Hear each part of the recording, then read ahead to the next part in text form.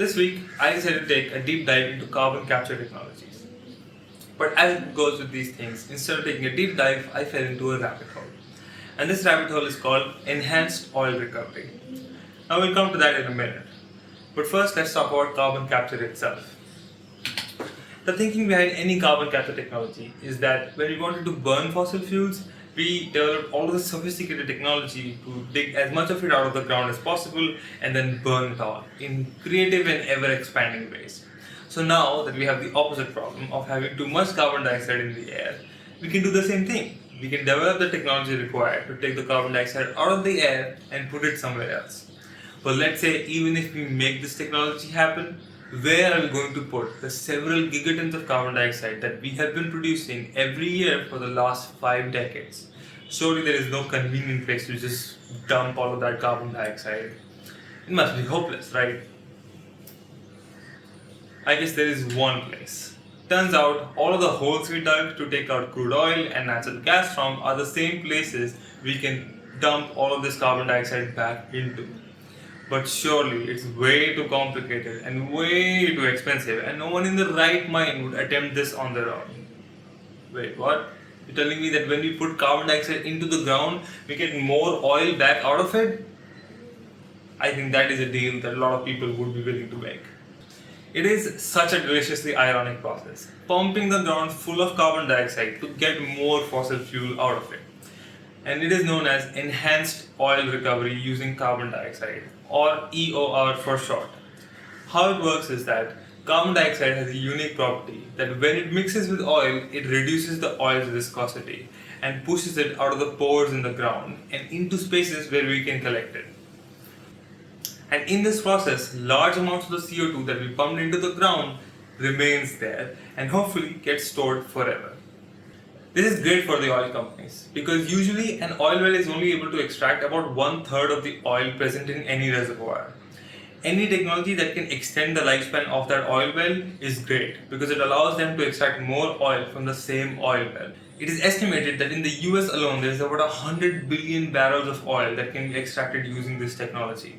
And if we can do it while storing some carbon dioxide in the ground, that's great, right? It does, however, raise a little bit of suspicion. You have to ask the question, is this an actually sustainable method of storing carbon dioxide into the ground, or is it just a way for companies to greenwash oil production? Well, the answer depends largely on two factors. The first is the cost of carbon capture. To put carbon dioxide into the ground, you first have to capture it from somewhere. The cost of this, both in terms of energy and in terms of money, depends on where you're capturing the carbon. If you're taking it from a high pressure pure carbon dioxide source like some industrial application, then it is cheaper and costs less energy. However, if you're taking it from a dirty source like a coal power plant, or if you're trying to extract it directly from the air around us, then it becomes much more expensive, as you can see here. The costs, however, do not end there. Once you have captured the carbon, you have to process it and you have to take it to the places where it is needed. In India alone, there are these many places where significant carbon emissions happen. So you have to collect the carbon dioxide captured at all of those places, take them to hubs where they can be processed, and then transport it to places where it is needed. All of that adds energy and monetary cost to the overall process. However, this cost is going to be the same for any carbon capture technology, and so it doesn't really tell us anything specific about EOR technology itself. And that is where we come to the second factor, which is how much carbon dioxide is required to make 1 barrel of oil. So I found a study that looks at 31 EOR projects in the United States. Not all of these projects are using carbon dioxide from carbon capture. They actually use naturally occurring carbon dioxide. So this is carbon dioxide that we have not produced, that is not in the atmosphere, it is not causing global warming. It is carbon dioxide that is found underground, so already stored underground. These companies take that carbon dioxide out of the ground and pump it into a different part of the ground to take even more fossil fuels out of it. It is just irony upon irony because we are actually running out of these carbon dioxide sources, which means that these industries are now turning to carbon dioxide from carbon capture. Amazing. In any case, the study found that these EOR projects typically produce about 2 to 4 barrels of oil per ton of carbon dioxide stored in the ground. The same study ran the numbers on the storage efficiency of these projects. So, if one of these projects is running using non-renewable energy sources, then it achieves a storage efficiency of 45%. That means for every 1 ton of carbon dioxide that these projects store underground, they release about 550 kilograms of carbon dioxide back into the atmosphere. This efficiency improves if you use renewable sources of energy and gets worse if you use dirtier sources of energy like coal, in which case it can actually release more carbon dioxide into the air than it stores in the first place. But the carbon footprint of the process does not end there, because it doesn't take into account the carbon dioxide that will be produced when the oil that is produced during the process is burned eventually.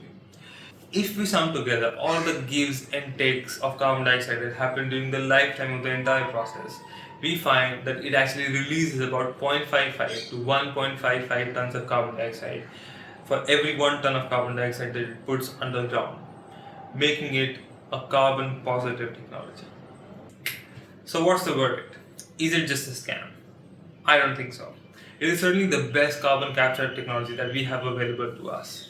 The infrastructure already exists, the technology is well understood, and the economic motivations are obvious. It just sucks that the best carbon capture technology that we have right now is actually carbon positive.